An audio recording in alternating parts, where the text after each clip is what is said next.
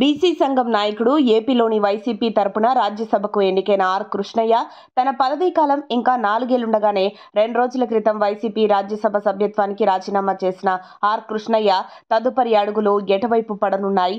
ప్రకటించినట్టుగానే కొత్త పార్టీ ఏర్పాటు చేయనున్నారా, లేదంటే బీజేపీలో చేరనున్నారా, కాంగ్రెస్లో చేరనున్నారా అనేది చర్చనీయాంశంగా మారింది.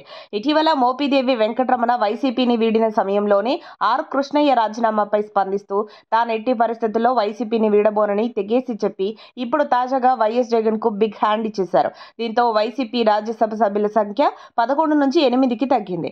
అయితే ఇటీవల కొత్త పార్టీ పెడతారని ఆర్ కృష్ణయ్య ప్రకటించగానే బీజేపీతో సంప్రదింపులు జరిగాయని, పార్టీలో చేరేందుకు లైన్ క్లియర్ అయిందని, రాజ్యసభ ఇస్తామని హామీతోనే ఆయన తన రాజ్యసభ సభ్యత్వానికి రాజీనామా చేసినట్లుగా తెలుస్తోంది.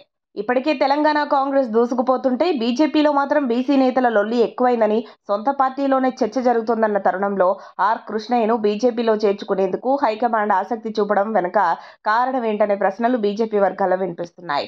తెలంగాణలో గత ఎన్నికల నాటి నుండి బీజేపీ బీసీ నినాదం జపిస్తోంది. కానీ అది అసెంబ్లీ, లోక్సభ ఎన్నికల్లో సక్సెస్ అవ్వలేదు. దీనిని ఈటెల అడ్వాంటేజ్ గా తీసుకునేందుకు ప్రయత్నిస్తున్నారని సీనియర్లు గుర్రగా ఉన్నారనే టాక్ నడుస్తోంది. బీజేపీ పార్టీలో బలమైన నేతలు బండి సంజయ్, ఈటెల వర్గంగా బీసీ నేతలు విడిపోయారని ప్రచారం జరుగుతోంది.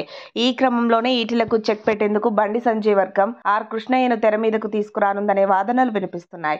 ఈ ప్రచారం నిజమే అయితే బీజేపీలో ఈటెలకు చెక్ పట్టడం ఖాయమని తెలుస్తోంది. ఇప్పటికే తెలంగాణ బీజేపీ నేతలు సైలెంట్ అయ్యారు. కాంగ్రెస్ నేతలు మాత్రం దూకుడు మీదున్నారు. ఇలాంటి పరిస్థితుల్లో ఆర్ కృష్ణయ్య అడుగులు ఎటువైపు తొందరలోనే తేలిపోనుంది. మరిన్ని అప్డేట్స్ కోసం మా కాయ్ టీవీని సబ్స్క్రైబ్ చేసుకోండి. మా వీడియో కనుక మీకు నచ్చినట్లయితే లైక్ చేయండి, షేర్ చేయండి. మీ విలువైన అభిప్రాయాలను కామెంట్ బాక్స్లో తెలియజేయండి.